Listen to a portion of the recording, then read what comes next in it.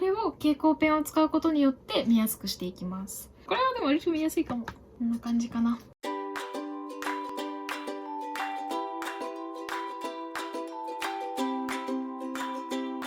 皆さんこんにちは、みおりんです。なんか急に寒くなってきましたけど、皆さんいかがお過ごしですか？私は毛布を出したのにもかかわらず凍えているので、ちょっと今年の冬ちょっとね、乗り切れないんじゃないかっていう不安を抱えながら過ごしています。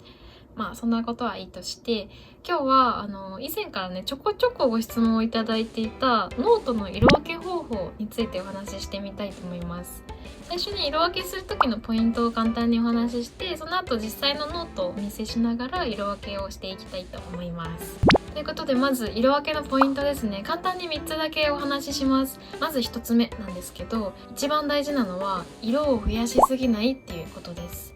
カラフルで綺麗なノートって、ちょっとね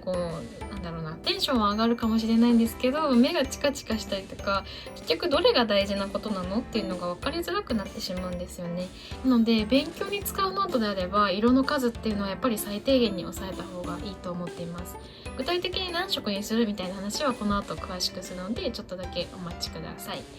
でポイントの2つ目なんですけど、これは今の1つ目とも関係してくるんですが、色の意味をあらかじめ決めておくというのがポイントです。色の意味、つまり例えば赤ペンはどういう時に使うのかとか、青ペンはどういう時に使うのかっていうことを先に決めておけば、おのずと色の数ってそんなに増えないはずだし、後からね見返す時にも赤ペンはこういう意味だっていう風にすぐに分かるので、勉強の効率がねとても上がります。これも具体的には後でお話しますね。で3つ目です。3つ目はね簡単なことなんだけど、お気に入りのペンを使うっていうことです。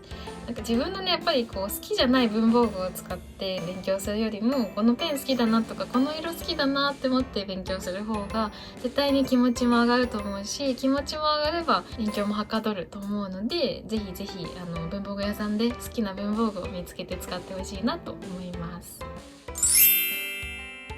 ということで本題の色分け方法についてお話ししていきます。まずね、ペンって簡単に言うと3つの種類に分かれると思ってるのね。まず1つ目は黒いペンですよね。基本の部分書く黒いペンがあると思います。それから2つ目はカラーペンですね。ボールペンのことが多いと思うんですけど、色付きのペンですね。それから3つ目は蛍光ペン、マーカーペンっていうものがあるかなって思います。でこの3つについて1つずつお話ししていきたいと思うんですけど、まず黒ペンに関してはですね、まずシャープペン、それからボールペンと、太いペンですね。油性ペンとか、サインペンっていうのがあるかなと思います。でまずシャープペンかボールペンどっち使うかみたいなのがあると思うんですけど、これはね正直どちらでも大丈夫です。好き嫌いあると思うし、例えばボールペンで書くとすごい書き間違えちゃうからシャープペンがいいなっていう人もいると思うんですけど、どちらも大丈夫です。ただ私個人的にはこんな風に結構ボールペンで授業のノートとか取ること多くて、これはなんでだったかっていうと、後からね結構何回も見返すということを想定しているノートの場合、あんまり擦れちゃった触って擦れちゃったりとか、あとマーカーペンを引いた時にちょっと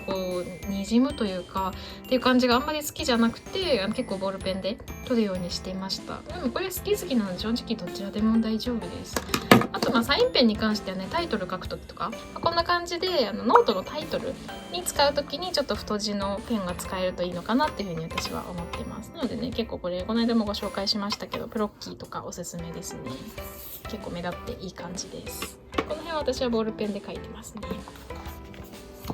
で次にカラーペンですね。カラーペンが一番問題ですよね。何色使うのっていうところだと思うんですけど、私は基本多くて4色ぐらいかなと思ってます。でさっき最初のポイントでも言った通り、色の意味を決めておくことが大切で、私はねペンを4色使っていて意味を決めてました。1個ずつお話しますね。まず赤ペンですね。赤ペンは一番重要なこと、それから先生が板書とか口頭で言ったことのうち自分も知らなかったぞっていうことは赤ペンで書くようにしていました。次に緑ペンですね。緑ペンは同じく先生が板書とか口頭で言ったことのうち自分はでも知ってたんだよなってことを書いてたのね。でなんでそれをわざわざ一応メモはしてたかっていうと、先生が言ったことっていうのはテストにも出やすかったり重要なことだったりするし、あと自分がねその時は分かってても実はその後忘れちゃう可能性ってあるじゃないですか。っていうのを書き留めておかないといけないなと思ったので、でも赤ペンとは区別したくて緑ペンを使うようにしてました。別に緑じゃなくてももちろんいいんですけど、たまたま私は緑を使っていたっていう感じです。それから水色ですね。水色は単語の意味とか用語の意味を書いていました。これをね黒で書いちゃうと結構見づらくなってしまうんですけど、この主張の弱そうな水色で書くことで割とちょうどよかったかなって思ってます。あと最後青ペンね。青ペンはそれ以外のちょっとしたメモとか、あとは英語とか古文に関しては日本語訳とか現代語訳の直しみたいなのは青ペンで書いてました。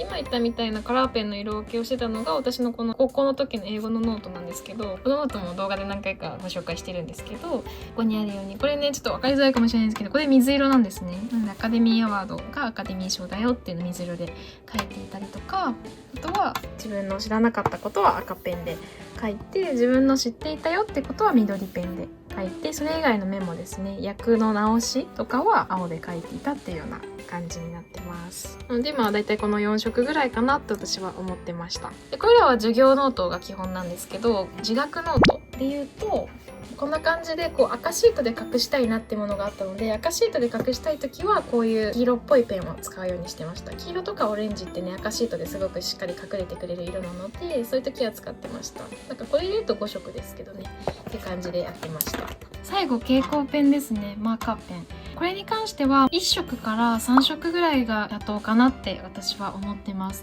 蛍光ペンを使う場面としては2つぐらいあるかなと思っていて、まず1つは教科書とかね、先生がここ線引いといてとかここチェックしといてっていう時があると思うんですけど、そういう時はもう決まった1色を決めておいてその色で線を引く。それからもう1つは授業ノートとかまとめノートの見出しを作る時です。こちらの動画でお話ししたんですけど、ノートを取る時に見出しをつけるってすっごく大切なことなんですね。これなんでかっていうと、そこに書いてある内容が何について書いてあるのかっていうこととか、あとちょっと難しい言葉で言うと情報のレイヤーですね。何と何が並立する関係にあるのかっていうことが分かるようにするために見出しってすっごく大切で、その見出しをつける時に蛍光ペンがものすごく役に立ちます。どう役に立つかっていうと、大見出しはこの色、中見出しはこの色、小見出しはこの色みたいに決めておくと、その色とデザインで見出しが区別できるようになるんですね。ちょっと実際にお見せしますね。例えばこんな感じでノートを取ったとします。ここでね見てもらうと分かるかなと思うんですけど、このアンダーラインが引いてあるこれが大見出し、一番大きな情報のタイトルですね。でこの山括弧がついてるのが中見出しみたいな感じで、それより1個小さい情報の項目になるんですね。でその下お花がついてるのがさらにその下の小見出しみたいなものになるっていう感じなんですけど、これをね黒だけで書いてるとどうしてもパッと見分かりづらかったりすると思うんです。これを蛍光ペンを使うことによって見やすくしていきます。で蛍光ペンの色なんですけど、大見出し、中見出し、小見出しとあるので3色選べばいいと思ってて、好きな色でいいんだけど、同系色で揃えた方が見やすくはなるかなとは思いますっていうのと、あと見出しの数で言うと大見出しってそんなにしょっちゅう出てくるものではなくて、中見出しとか小見出しって結構回数出てくると思うんですね。これ見てもらってもそうだと思うんですけど、って考えた時に中見出しとか小見出しがあんまり主張の強い色だとそこばっか目立ってしまうので、できれば見出しの数が多くなるものほど色は控えめな色の方がいいかなって思ってます。例えばブルー系だったらブルー系で揃えた方がいいかなって思ってて、こんな感じの色はどうでしょうかって感じで、ちょっとここをブルー系にしてみますね。まず大見出しをマイルドライナーのマイルドバイオレットで塗ってみます。で中見出しをマイルドライナーのマイルドダークブルーでちょっと塗ってみるね。塗ったらちょっとだけ濃かったかも。もうちょっと薄いやつの方が良かったかもな。ちょっといいや。で最後小見出しをこのマイルドライナーのマイルドグレーで塗ってみます。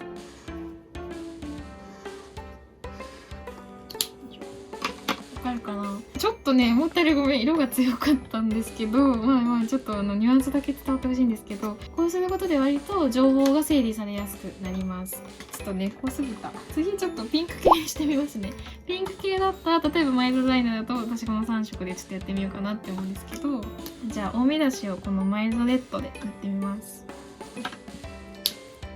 それからら中身だしこの山括弧のところをマイルドフューシャで塗ってみますね。で最後込み出しお花のマークのところをマイルドピンクで塗ってみます。ちなみにこれ前回も動画でお話ししたんですけど、油性のボールペンを使うと、例えばこれね油性のボールペンなんですけど、使うと蛍光ペンで塗ってもにじまないのでおすすめです。こんな感じでどうですか？これはでも割と見やすいかも。ピンク系だし色もそんなに濃くないのでいいかなって思います。最後ちょっとグリーン系もやってみようかなと思うので、ここでね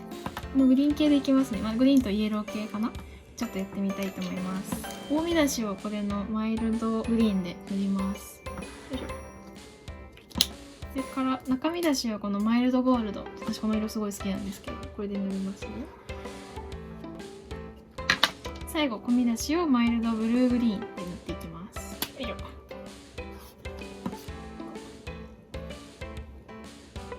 こんな感じかな。比較的同系色に近い色でまとめることでカラフルになりすぎないかなと思います。ノートはね本当にあまり凝って作んない、時間を使わないってことを本当に第一に考えてほしいので、もう最初から色決めておいて、今日は何々しようかなとかじゃなくて、もう色は決めておくのがおすすめです。みんなはどのノートがいいですか？青系、ピンク系、グリーンイエロー系